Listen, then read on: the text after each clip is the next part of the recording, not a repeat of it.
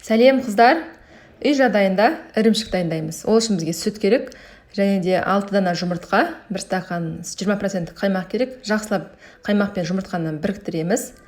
Сүтке 2 ас қасық тұз саламыз, қайнап жатқан жерінен үстіне жаңағы жұмыртқалы сұйықтығымызды құямыз.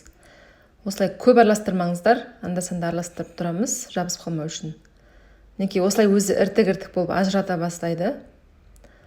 Ыдысымызға марлы қойып, дайын болған сырымызды, ірімшігімізді сүзіп аламыз.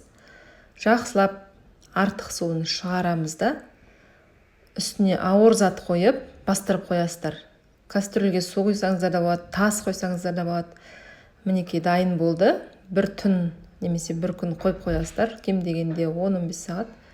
Мінекей тамаша шықты. Жасап көріңіздер. Ас болсын.